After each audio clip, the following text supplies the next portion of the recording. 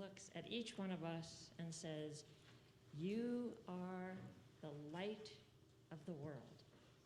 You are the light of the world." So let's talk about light for a few minutes. After all, we've been in the season of Epiphany, the season of light, for many weeks now. A lot of our readings and our psalms have mentioned light. And just this past Thursday, many churches and cathedrals around the world celebrated something called Candlemas. It's a service that begins in dark, and then as hymns are sung, everybody's individual taper is lit until it is a whole holy sea of light. Now, the very presence of candles in churches has actually been controversial. Who knew, right? Back in the 1800s, the National Episcopal Church had great debates over candles. I know. We all talk about many things in worship. No judgment there. But Episcopalians of a more Catholic tradition favored their use, and those who are a little bit more evangelical said, let's do away with candles. It reminds me of the Reformation period when people in the pews must have just had liturgical whiplash. You know, we have statues, we don't have statues. We have vestments, we don't have vestments. Anyway, now we know that we have candles. And we've got a whole lot of candles. God bless the saints of the Altar Guild. Candles clearly set a tone of something special is happening here. It's like when we put candles on our tables at Thanksgiving and Christmas. It says this wonderful, mysterious time, something very special. A lot of churches like ours have 2 candles on the altar. Sometimes it's the representation of Jesus' humanity on one and his divinity on the other. Now, you've probably also noticed a small candle up on the wall over where Deacon Laurie is sitting. That's outside the tabernacle, or the ambry. There's your geeky Episcopal word for the day, the ambry. And that's where we keep the consecrated bread and wine, so that if somebody in the hospital or in a nursing home wants to have communion brought to them, the minister can go there and take out the Blessed Eucharist. The light is always shining there, even when all the other candles are extinguished. That light shines to remind us that Christ's presence is there. And it makes it so very powerful on Good Friday, when the Blessed Sacrament is removed, that door hangs open and the light is extinguished. It just echoes the emptiness we feel inside ourselves on Good Friday. And then, when that candle is relit from the Paschal candle at the Easter Vigil, our joy returns, right? It's Easter. The light of Christ is present. The light of Christ has broken through the darkness of the tomb. Now, our Paschal candle is that big, humongous, wonderful, beautiful candle in the back by the baptismal font. It's there always, but during the Easter season, it comes up here and takes a real place of honor. And it is lit from that Easter Vigil, from Easter all the way through Pentecost. It helps illuminate our worship during those Sundays, but also during baptisms and funerals and weddings and other special occasions. On 9/11, I remember lighting and moving the Paschal candle to the center of the church where I was serving that day. People streamed into the church to weep and to pray.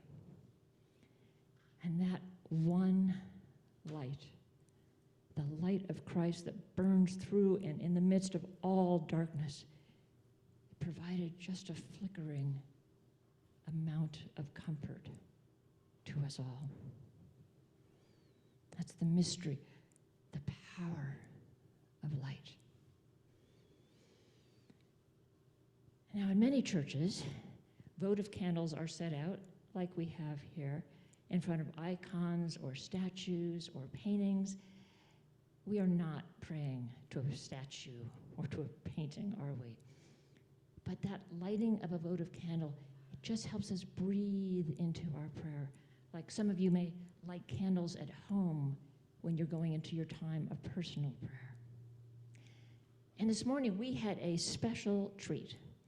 I asked to have our gospel procession accompanied by lit candles, something some of us may remember when we used to have a lot of acolytes in church, teenagers. But many thanks to our torchbearers today, Linda and Francis helped us illumine our worship. So why are there candles in the gospel procession? When the deacon brings out the book and we read from the gospel, why are there candles? First of all, there's a very practical reason. In old days, cathedrals and churches were dark, probably dank and cold as well, but they were dark. The whole world was dark, right? We've forgotten that because we have so much light. Candles simply help the deacon read the words on the page. So that was a practical reason. There's also a not very holy reason that we do that. The church adopted a practice because when the Roman emperor and other highfalutin dignitaries would walk out around, he was preceded by candles. It was a here comes the emperor moment. So the church adapts that secular practice to say, we'll make way for the gospel book. This is the Son of God presence in our midst. A lot more important than the emperor. So where else do we see light? Look around, all around these beautiful windows that have the ministry of the evangelist St. John, for whom this church is named, in the windows themselves. I like to think of St. John scribbling deep into the night as candles were burned out, as he's writing down the gospel so that we could have those sacred memories. Now, in the back of church are other windows. These are showing Jesus' ministry, right? I love this, especially the one in the middle, let the little children come to me. Most churches have an image of Jesus over the altar. We have them in the back. And I like to think as we leave the church, as the deacon sends us forth into the world, that Jesus is blessing us as we go out into the world. It's a silent benediction of sorts. And up here, soaring above the altar, is our beautifully restored, beautiful Three Marys window. Gail Reed wrote a wonderful article about its history, and I'm going to ask Linda to put a link into it for our e-newsletter this Friday so you can all read that. The quick history that she shared with me is that the window was donated in memory of a Dr. Shepherd who was born in England but eventually settled here in Petaluma in 1870. 1870. So I wonder, what do you see when you look at that window? And this is real, and that's why I'm carrying the microphone. You don't have to speak into the microphone, but tell me, what do you see when you look up at that window? He's not here. Great. Love that, Cliff. Three women. And I love it because the image at the tomb, we have the names of some of the women, but not all. So I'd like to think one of those women is us, women and men. What else do you see? Flowers. Wonderful flowers. Mary is often depicted, Mary, the mother of Jesus, is often depicted with lilies in her hand. And Mary, the mother of God in Scripture, is not at the tomb, but tradition, remember this is not scriptural, but tradition says that one of the first people that Jesus went to in the resurrected state was his mom. Don't you think that's got to be true? Yes. Translucence through the angel. Oh. And even today when the sun's coming in and out, right, because of the rain, we still see beauty there. Light. Thank you, Anne. We see light. Devotion? Devotion. Ooh, yeah. Lots of devotion. Someday maybe Father Daniel will invite me to preach about Mary Magdalene. I have a lot to say about her. And the fact that the Vatican apologized for what they did to her. Okay, back to light. Any other things that you see? The raised finger of the angel. Sorry? The finger on the angel pointing up. The finger on the angel is pointing. I've never seen that. You're right. The angel is pointing up. Okay, just look at that. Don't look at me anymore. Just keep looking at the window. St. John's has been sharing Christ's light in Petaluma, says the thing outside, since 1859. 69? 56. Even longer. Thank you. And that window has been shining since 1870. So here we are today, 150 years later, still shining Christ's light in this place. Oh, I love it. You are all looking at the window. Yay! But we can admit it, even on this beautiful Sunday morning, that this is a somewhat anxious time in the church. Some might even call it a dark time. We know that membership in mainline churches is slowly receding. Sunday mornings are no longer sacrosanct. One reason we don't have a lot of teenagers and children in church with us is because Sunday morning is now sports time. But this is also such an exciting time. The Holy Spirit is doing stuff with the church. We have no idea where we are being led, but it's a great time. It's what we were talking about last Sunday at the annual meeting. Change is in the air, and change is exciting right now. And this period in our church history is not that much unlike what was going on in the earliest days of the church, back when Matthew was writing this gospel we heard today. That was a truly dark and anxious time.